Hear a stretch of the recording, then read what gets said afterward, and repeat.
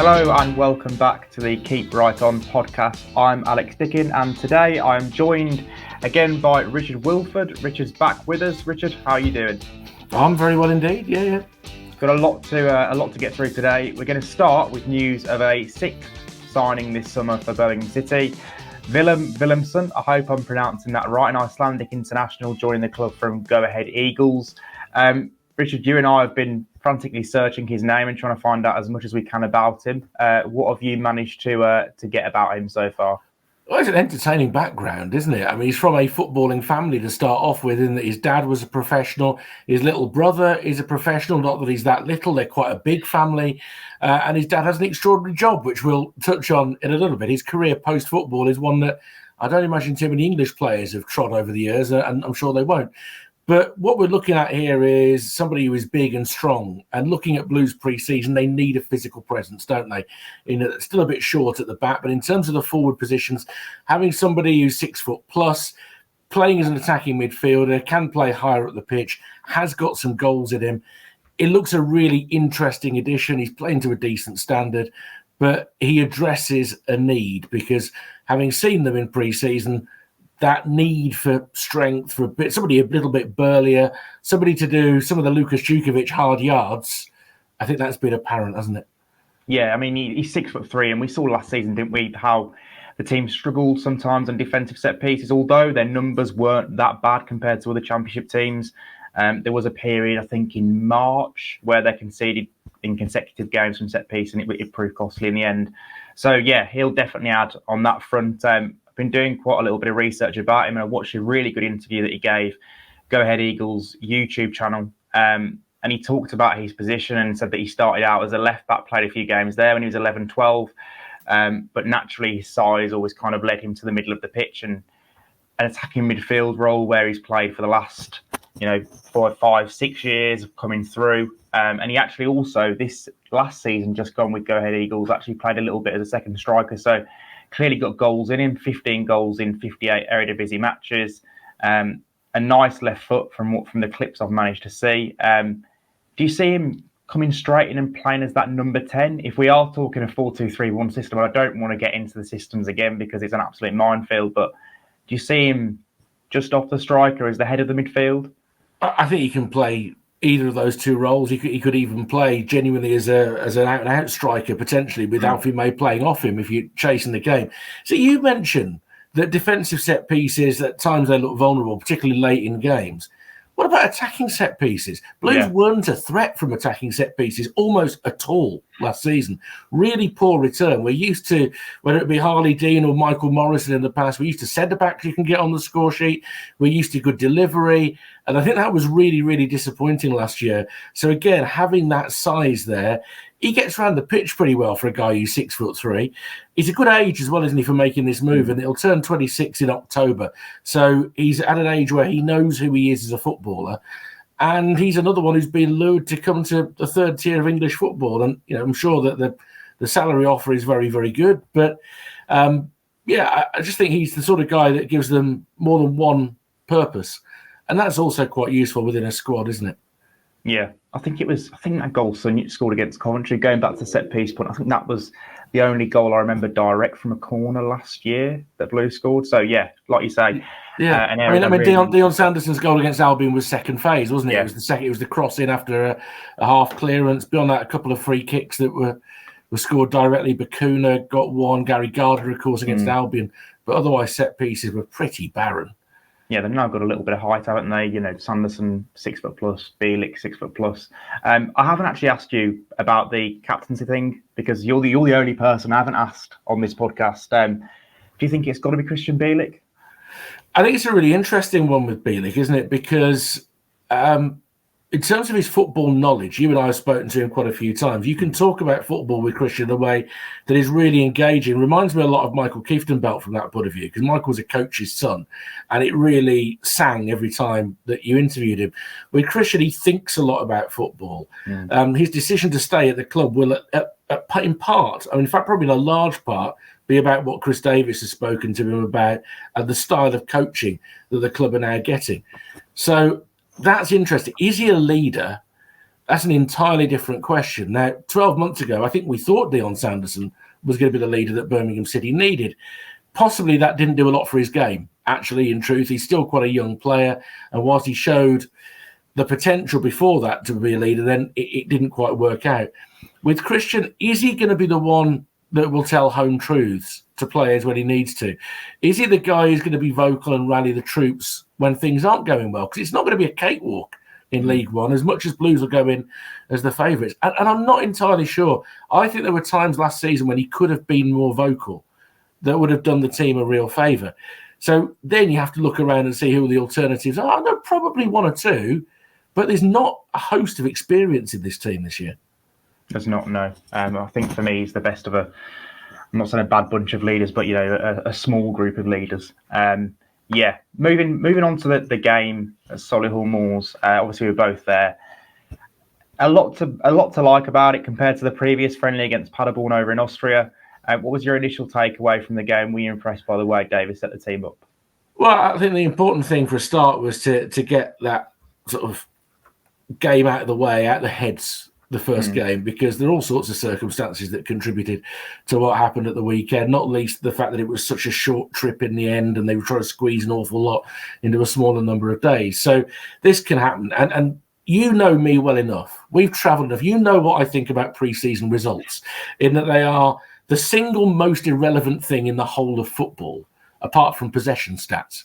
So never get excited about football results pre-season, whether they're good ones or whether they're bad ones. They are all irrelevant. You don't know what the teams were doing earlier that day. You don't know whether they've done a full training session. There's loads of things that fundamentally make those results irrelevant. What you can judge is the performance, whether the style of play is coming over. What was actually really impressive, and we talked about it during the game, I thought the intensity that every single Blues player showed through that game, particularly with the press, which is something that Andy Wing, the Moors manager, singled out afterwards. That was really impressive. They are buying into what Chris Davis wants them to do, first and foremost. Yeah, he actually pointed it out in the interview after the game, Chris Davis, didn't he, about we pressed to score. And that was when I watched them train over in Austria. That was something he was drilling into them constantly. There was a real kind of desire from those forward players. Ramel Donovan was relentless in the way that he pressed. Emil Hansen seems to fit this system like an absolute glove. Koji Miyoshi, we know he'll graft for the cause, and Alfie May as well. I think when he joined from Charlton, I was actually given the impression that Nathan Jones was willing to let him lead because he wanted a different profile of forward, perhaps someone who's slightly more mobile. But I don't think May lacks mobility at all. I think that really suits him, the way that Blues are playing. He said that himself. He's a little pest, he said. So yeah. He works really well in that front four, in my opinion. I think Nathan Jones at Luton showed that he likes physicality in a forward player, and Alfie doesn't give you physicality, but he is mobile.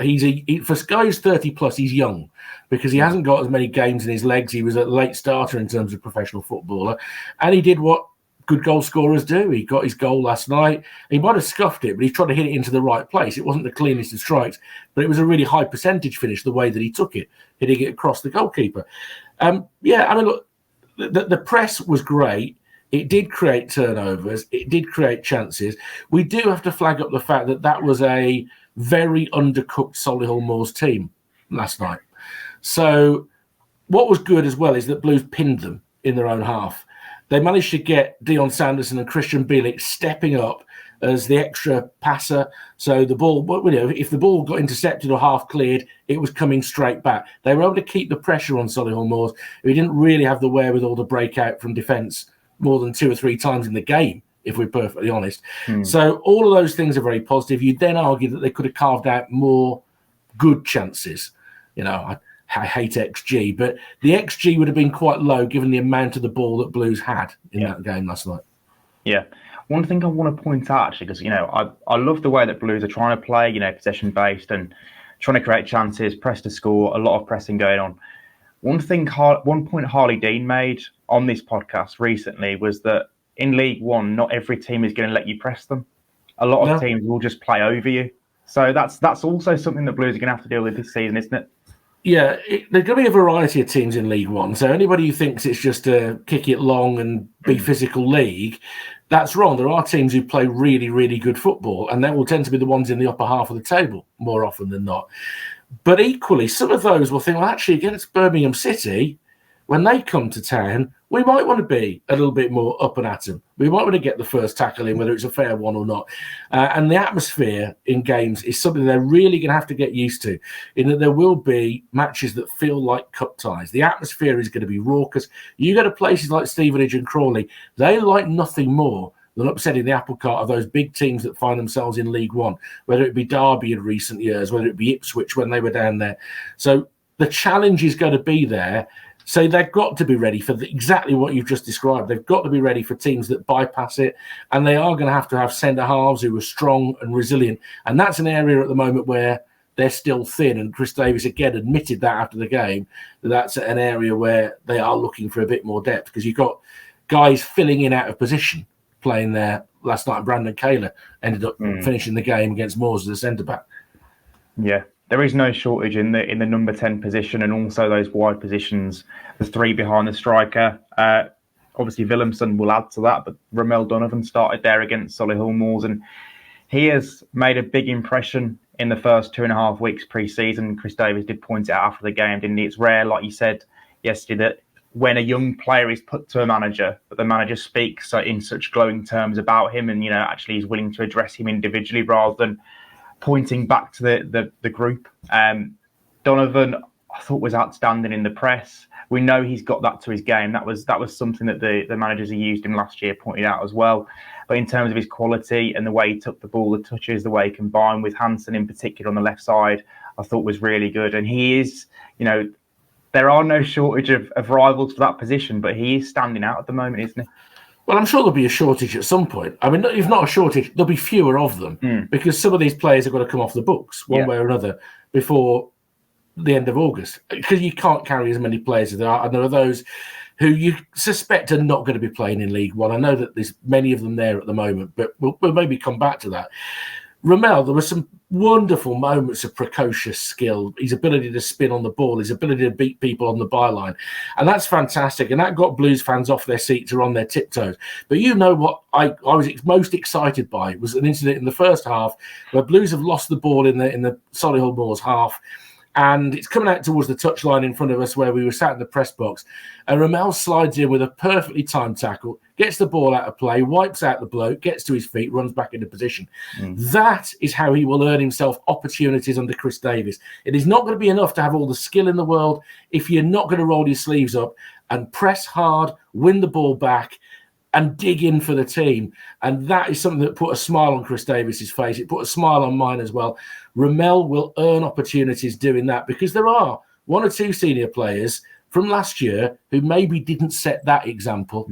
So, for me, that was a big moment to see him doing that in what was a pre-season friendly. Yeah, a season in League One does feel like an excellent opportunity for someone like Ramel to really force his way in at the bottom and start growing with Blues at the same time. So yeah, hopefully he does get more chance. I'm sure he will in pre-season. Yeah. Well, can you imagine if he gets 30 games this season? Let's say 15 starts, 15 off the bench. Maybe he gets more than that. But that is going to be a massive experience for him at the age that he is. Yeah, and if we're talking value, his value will rocket. An 18-year-old who's just broken into the England underage setup, plays 30-odd games in League One, straight away, all the top clubs in the country, we're looking at him. So that can only bode well. Alex Cochrane made his debut as a second-half sub for Lee Buchanan. Blues have got quite the battle going on at left-back now. What were your first impressions of him? It was funny, actually, because he came on at half-time. He came on earlier than expected, which, I don't know whether that's a concern where Lee Buchanan's concerned, because I think the idea was for most of the, if not all of the outfield players, to be changed after the hour, it turned out. But he came on a little bit early. And the first involvement he had was over on the far touchline, right in front of where Tom Wagner was sitting, actually. And there was a big beast of a forward who'd got the ball out by the touchline. And Cochrane's rather smaller. And he's approached him and he started trying to get to the ball. And eventually he wrestles the ball away from him, runs away from him, and then picks out a crossfield pass. And you're thinking, hello. He's kind of intimidated the big unit that he's trying to challenge on the far side. Great left foot. I thought his delivery of set pieces was very encouraging. He showed signs that he's happy to get forward. Chris Davies, after the game, was talking about him having the ability to play as an inverted fullback. And there are early signs that Chris would like that to happen within the team, that he likes one fullback to stay with two centre-backs and the other one to get involved and maybe cut in field a bit. So really good. And we had the chance to talk to Alex Cochrane as well. He is a very mature young man. 100 or so games for Hearts, bunch of them in European competition, which can do him no harm whatsoever.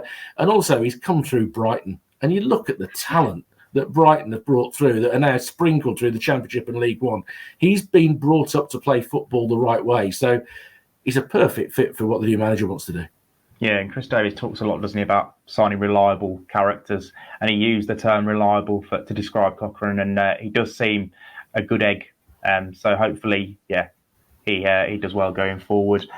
The set piece thing, because Peck was on deliveries first half, wasn't he? And some of his deliveries are outstanding. Cochrane's second half, some of the in-swingers. That'll help, won't it? The Blues have got players that can actually take set pieces, obviously with Bakuna about to depart.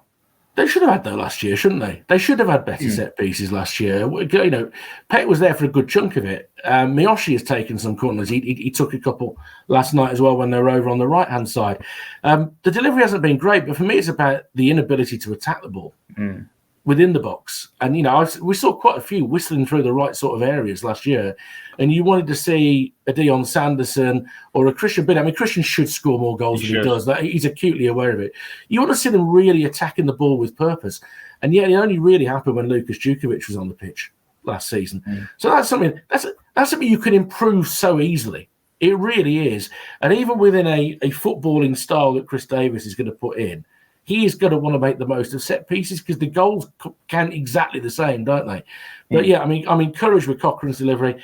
I mean, the Peck one, again, the issue would be, is he there in September? Because it would seem extraordinary that a player of his pedigree would still be around playing in League One. I'm sure he'd be terrific in League One, but is he still going to be there? Oh, yeah, imagine having that midfielder start against Solihull Moors in League One. It'd be outrageous. You mentioned Jutkiewicz there, and you know he came on like a man possessed, didn't he? In that final 30 minutes, and scored a goal. Probably should have had one more when he got to a George Hall cutback. You know, we talk a lot about him being this bit part player now, but I don't think he'll accept the role that he had last year, will he? He won't just sit back and allow Alfie May to go and score 30 goals and get all the headlines and plaudits. I think it'd be really interesting how Chris uses him, because even if you're playing a footballing style, there's nothing wrong with having a line leader. He's not like Harry Kane. He's not going to come back and try and play in midfield. He's going to stay up front and give you somebody that you can play around. There may be occasions that you want to start both him and Alfie May, and who knows who else might come in terms of strike options. There's the opportunity to add to that. He looked really fit against Moors. He was really frustrated that tail end of the season, that was the worst injury he's had since he arrived at Blues. This is a guy who had a reputation for being injury prone before he signed, and in 8 years has barely been unavailable to Blues. So he will want to have a better ending to his Blues playing career than the one that would have been the case if he'd finished at the start of May. So I thought he looked really sharp. Both the Moors goalkeepers, by the way, were really good last night. I thought both Walker and Verhaven made some tremendous saves to keep the score down. And I thought Lukas was a little bit unfortunate from that point of view.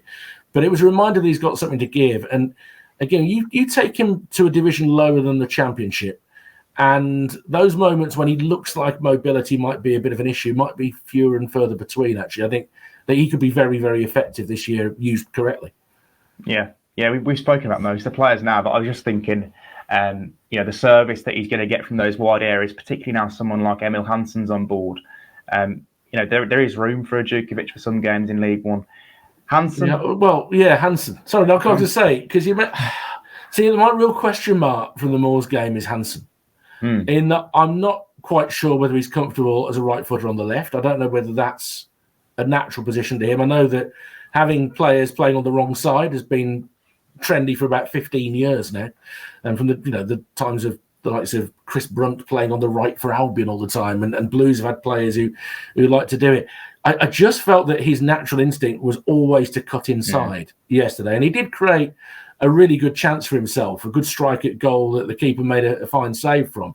So there was a bit of that. His footwork is tidy. He linked up well with Donovan, whose instinct is to come left rather than right from the 10 position. So he spent quite a lot of time on the left. Link up with Lee Buchanan needs work, because I think Lee still gets a nosebleed if he gets within 30 yards of the opposition byline. Immediately wants to put the brakes on, immediately looks a bit uncomfortable. But Hansen showed some good feet, but I haven't seen enough of him to know whether he's going to be a player that makes a real impact. So we'll say, look, how long's he had in training? Yeah. Especially with the interruptions and the inconveniences of last week.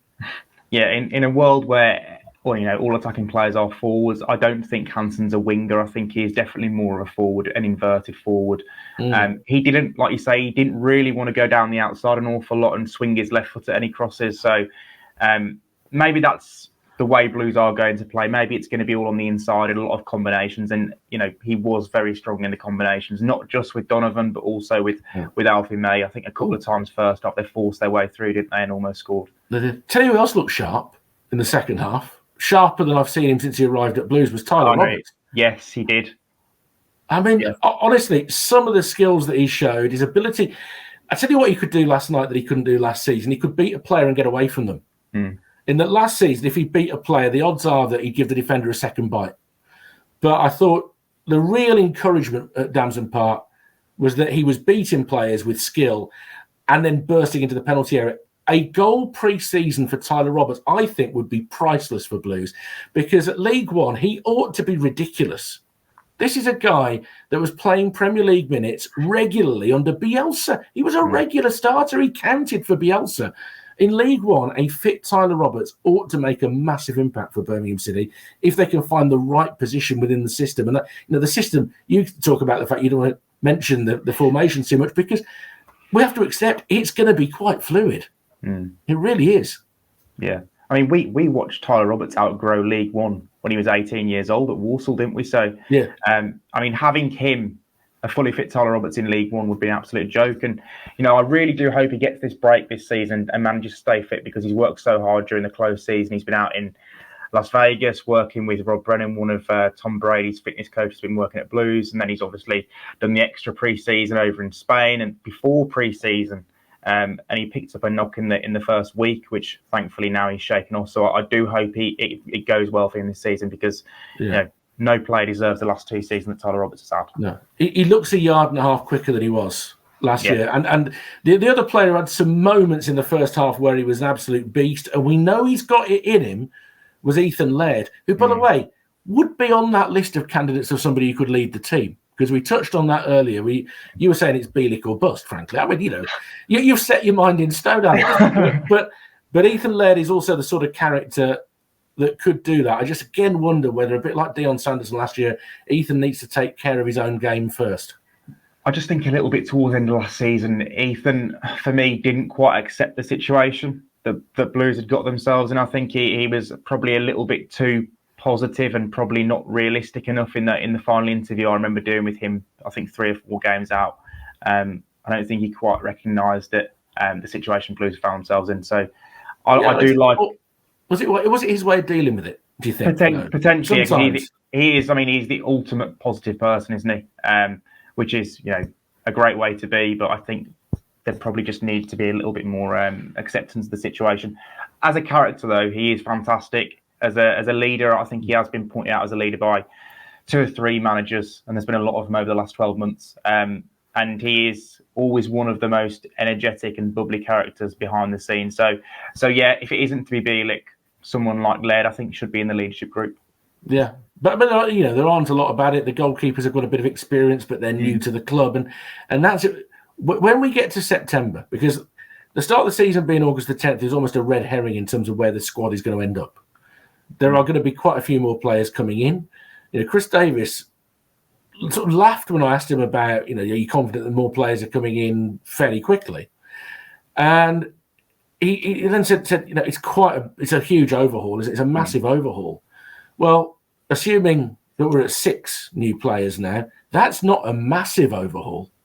So how many more does he think he's going to bring in?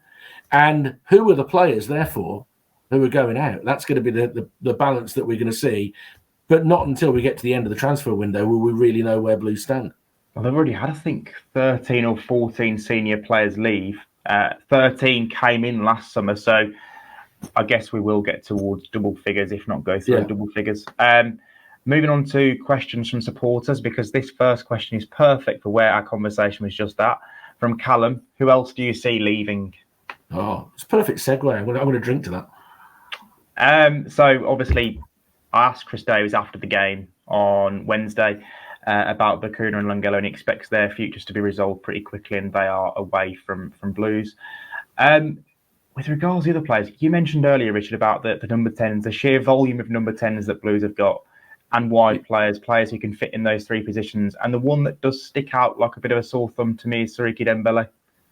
Well, Siriki Dembele, for more, I mean, I suppose we'd count him as a winger, would we, more than anything else? There are now quite a few players who can play out wide. Unfortunately, he kind of summed up what he is in the game against Moors.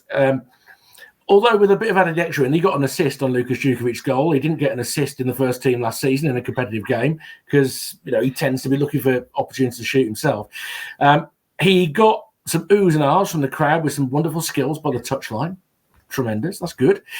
And then midway inside his own half, he just gave away a really cheap pass, and Moores got through and almost had an opportunity to pull one back in the game. And he didn't really chase after the ball. That's what you get with Dembele. He's not going to give him the fully rounded player, I don't think, that Chris Davis is going to want. Now, Siriki Dembele has the option of becoming that player, but I do think if somebody was able to match the money that they paid for him, then Dembele is the sort of player that might be out the door. And he probably believes he should be playing in the Championship. He won't be alone in that. It's easy for us to say, well, look, you got us relegated, you lot have to get the team promoted. Football never works out as quite as simply as that. So if you could get your money back on Dembele, I think that might not be a bad deal to do. If they keep him, he might have a sensational season equally. It was the reaction to that pass when he gave the ball away that was probably a little bit disappointing. He didn't rush in and try and get it back. He kind of just left it to his defensive colleagues to sort out the mess. That's something that won't wash with Chris Davis, is it? Because when he's making such a massive point about the attacking players having to press when someone gives a ball away like that and doesn't react. In the same way, in the first half when Laird gave the ball away, reacted, won the ball back, and all of a sudden Blues scored a goal. Yeah. So it needs to be better than that. And if Dembele is to fit in, then he needs to buy into what Davis wants. And the disappointing thing for me about Dembele's time at Blues so far is that he's only really bought into one manager, and that was John Eustace, because he created a special system for him that allowed him to thrive. Yeah, and that's difficult, isn't he? He is, I suppose, a luxury player. We ban that term around occasionally, and sometimes it can be a bit unfair, but I think he is a luxury player. You do have to make allowances for him. I don't think if you're going to press, you can make allowances for anybody, because a press that isn't fully functioning, we look at the European Championships with England, they couldn't press with Harry Kane as centre forward because it was just going to be too slow. You've got to be up and at it. And if Dembele isn't willing to do that, the penny might drop. He might realise that if you commit to that, you're going to create an awful lot more chances for yourself and your colleagues as you go forward. Are we going to address the Welsh elephant in the room here as well? Yeah, cool. I mean, surely JJ isn't at Blues in September. In that, I know that a season of League One at his age would not be a disaster, but this is a kid with 100 senior appearances and a bunch of international caps. Now that's a player who there must be offers from the divisions above that Blues will have to consider. Well, there's a number of Premier League teams that have been linked with him as well. Crystal Palace, Nottingham Forest. Atalanta is a name that literally won't go away. It was there back in the January window, but they had multiple bids rejected. I personally can't see JJ, and I've spoken about it a few times this podcast. I can't see him here beyond the end of the window. I think it's almost impossible. It feels to me. I just genuinely can't see it. I think Peck feels in a similar position, but I feel like the club would have more hastily addressed the midfield issue if they were certain that both of those players were going, because we're only still 3 weeks out from the season. At the moment, against Reading on the opening day, Jordan James and Peck will start in midfield. So, I think you can sell the project to Peck in theory. And I don't know what his international ambitions are in the short term. We're 2 years out from a World Cup. He'll probably want to be part of the South Korean squad for that. I think it's a lot harder to sell the project to Jordan, because I don't think he owes the club an iota. I think he's overachieved in the games that he's played, really, having suddenly burst into the scene just a couple of years ago when he'd had a growth spurt, playing at the age of 17. I think he's done very well for the club, and it makes a certain amount of sense, doesn't it, if they can cash in. Over and under, does he go for more or less than 3.5? More. He has to. They can't accept anything less than that. Not after January. No, I mean, Atalanta rumoured it was 4, wasn't it? Was that a number that was being? I mean, we don't know for sure because we don't around have access that mark, to that. Yeah. And then we saw Adam Wharton go for a huge amount of money, and you think, oh, well, if he's worth that, and then you realise actually Wharton's become an incredibly good player. He's more than blossomed in the last sort of 6 to 8 months. So it'd be really interesting. But an offer of $4 million plus for Jordan James, I think you shake his hand and say thank you for everything you've given, because I think he's done pretty well for the club overall. Yeah, no, I agree. I feel like that conversation we had in the press conference room at the training ground at the end of the window, where we were talking about Wharton and James and price comparisons, should never be repeated. No, but at the time, I didn't see Wharton for being the player that he is, and then I saw him in the flesh at the end of the season doing a game down at Crystal Palace, and you suddenly realise, okay, he has matured, he's got stronger, he's mobile, he understands his role, he has become an outstanding Premier League player, which inevitably then, as an Englishman, gets you into the national team, into the national squad. Second question from Paul Spindler. Thoughts on Donovan's role, which we have already touched on, but we'll go again, under Chris Davies, and areas you think we should be looking to recruit. Donovan, as we said, they're having a very, very strong start to pre-season. I presume he'll be given the chance at the end of pre-season to really stake his claim for a starting place, and it wouldn't surprise me at this stage if he was in the starting 11 come the opening game. However, as we've spoken already about Willum Willumsson coming in, we've already spoken about Tyler Roberts impressing in that Solihull Moors friendly. There is a massive number of players competing for that number 10 spot, and more experienced players than Donovan.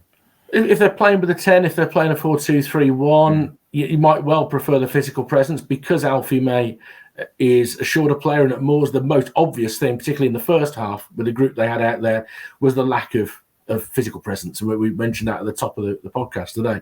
So you might well want that physique of Willumsson central.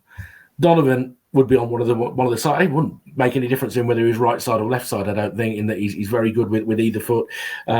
I thought he made a good impression out wide in the first half of last season when he got some good minutes under Wayne Rooney.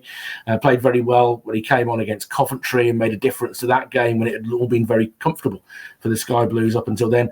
Playing down the left-hand side, and he can cut in very effectively. He carries the ball well. He forces defenders to make a decision as to whether you're going to try and stop him or not, or whether you're just going to try and send him down a corridor. Trying to stop him, very, very difficult with the speed of his feet. I'd be surprised if he didn't have quite a prominent role.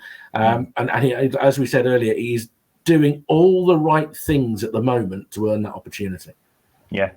With regard to the positions, there are a lot of them. And interestingly, actually, after the game against Moors, Chris Davies was talking about Lee Buchanan and Alex Cochrane and saying that kind of that's the level of competition that he wants. He wants 2 players for every position. Which is a thing a lot of managers say, but Blues are probably some way short of that in some areas. You look at the defence, they probably needed a right back, although I'm told Byron Pendleton has really impressed in pre-season. They need maybe 2 more centre-backs, although I presume Tommy Fogarty might get a little bit of an extended trial to impress. They need midfielders, even after Willumsson, maybe 1 more, and probably another striker as well to throw into the mix. Yeah, I mean, 2 centre-backs and a striker is a bare minimum. I think they do need a backup at right-back, because as much as Byron Pendleton may have impressed pre-season, he might be at a point in his career where he actually would benefit more from a loan. So we will see. I mean, Fogarty is your 4th centre-back, maybe, if you knowing that you've got Buchanan who can play there. Tantalisingly, and everybody will groan, but Chris Davies did mention, and of course he can play on the left of a 3. So he dared to mention the prospect of playing 3 at the back or 5 at the back. If Brian was here, he'd argue that it's 5 at the back whenever you do that.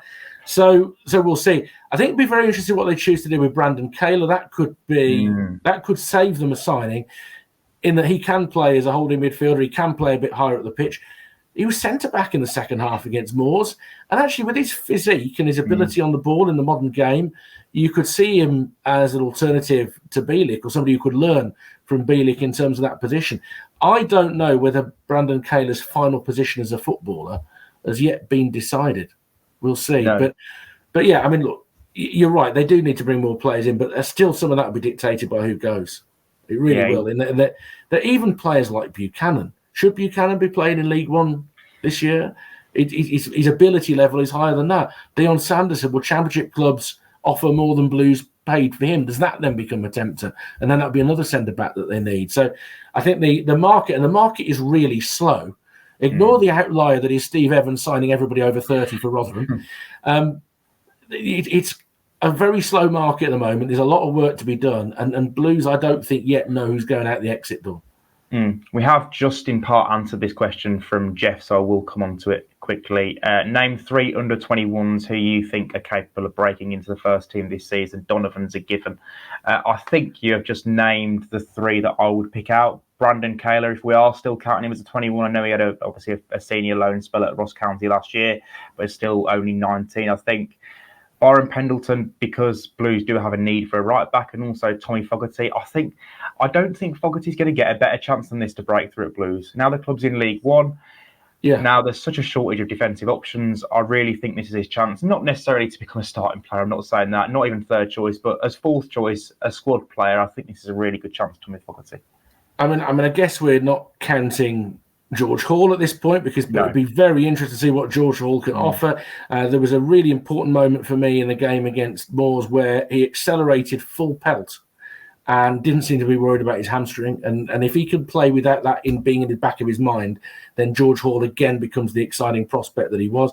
Let's not forget that Alfie Chang's only 21 as well. And when he's fully fit and gets back into full training, he may seriously have a part to play in the centre of midfield this year. He's shown the ability, and again, League One is going to be a window of opportunity for him. But we'll see whether there's anybody outside the group who makes a bit of a late run for it. I mean, I know they took young Frank Tatton on the trip abroad, and he picked up a knock there. But people who can score goals, they're at a premium, aren't they? And you know, it's going to take exposure to first team football in one way or another to find out how somebody like Frank can get on. Yeah, striker is that one position where, you know, if you've got the knack of scoring goals, you go into the first team and score a goal, then you're instantly going to get a 5-10 game run, aren't you, in a chance. So yeah, strikers, again, position where Blues are light, so they are ones to watch too. Mick has said, my main worry is we see managers who used to be players not understand some players can't do what they used to be able to do. Mentioning no names there. Do you worry because Davies seems so clever with tactics, some players won't be able to take it on board in a similar way? It's an interesting question, because Davies is very kind of tactics focused, isn't he? He's putting a lot of different things into this Blues team. You know, the inverted fullbacks is quite an interesting one, but not something that's absolutely alien to these players, because it was something they were doing at the start of last season, but in a different way. At that time, Ethan Laird was kind of pushing on and becoming a winger, whereas Lee Buchanan was tucking inside as a left-side centre-back when Blues are in possession. So, I mean, we probably underestimate how kind of tuned in footballers are to these situations and how much they've been taught it from a young age. Like Cochrane, for example, at Brighton, he can play 4 or 5 different positions because he's been playing them right through the age groups and being coached well. So they're highly intelligent. Football IQs. Right, look, I don't worry about it for this reason. Those players who were at Blues last season were doing well under John Eustace, and they were performing well under Tony Mowbray. What do those two have in common? They will have known exactly what their roles were. They'd have had clarity on the training ground as to what their job was in various situations.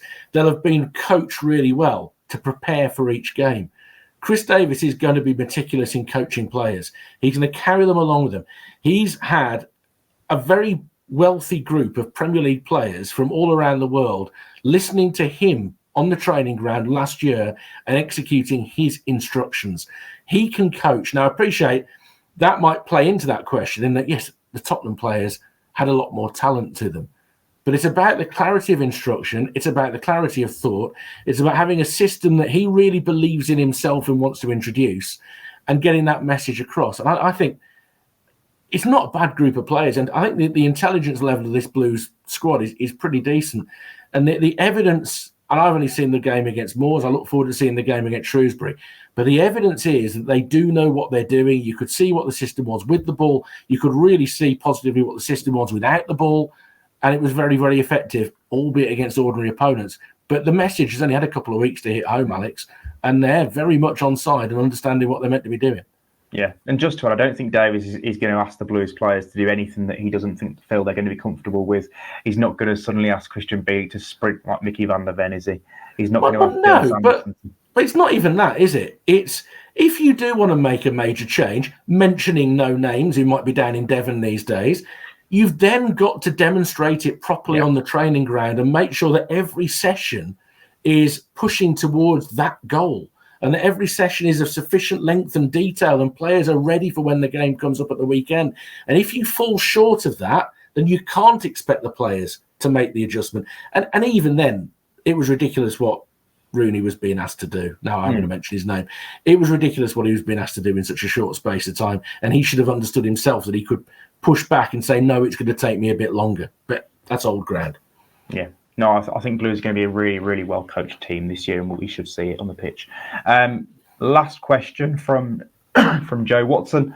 Given that this is Davis' first role as a head coach, do you believe the club will stick by him and give him time to grow with the club if things don't go to plan this season, i.e. promotion? You made a good point about the season starting in September, didn't you, just before yesterday's game? It is very important that we as journalists, fans, the owners don't get carried away with the early results, whether they are good or bad. There will be some odd results in August. I think it's almost unavoidable when you have to adjust to a division like this. And don't get overexcited by wins. Don't get over concerned by defeats at this stage. The group will settle down in September. That's when we'll know what squad Chris Davis is really working with. But this is not an appointment that smacks of short-termism. We've seen plenty of those over the years with Blues. This is when you bring in a guy whose reputation in the game is growing. And we could say, oh, well, they're trying to find another Kieran McKenna. No, they're trying to find a Chris Davis is what they're looking for. And he could be the guy that carries this club forward for 5 years, not for 5 months. It could be, look, promotion has to be the goal this season. Of course it is. It's not going to be easy. If they achieve it, it will be a great job done. He could then be the guy that carries them towards pushing for promotion in the Championship because they can build in a style. Once you've created a method, and the method of play that Chris Davis is bringing in, then you can start doing what they want to do, use the data to say, well, okay, he's going to move on because somebody's offered 10 million for him. Who's the next one on our list that fits that spot? And that now is what they're trying to do. So I think it would take an awful lot for them to lose confidence in Chris Davis in a hurry, even though the expectation this year is that Blues are driving for promotion to get back at the first attempt. Brilliant. That brings our conversation to an end today. Just before we finish, I do want to give a quick shout out to Betway, who have been sponsoring our pre-season coverage. You can get over to them for all the odds on Blues in League One, whether that's winning the league, promotion, top 6. We're not looking anywhere beyond that, to be honest. Thank you, Richard, for joining me. Thanks, everyone, for listening. Please do subscribe on YouTube and Spotify. And please leave us a comment and we'll try and get round to it in future episodes. Lastly, a big keep right on from both of us.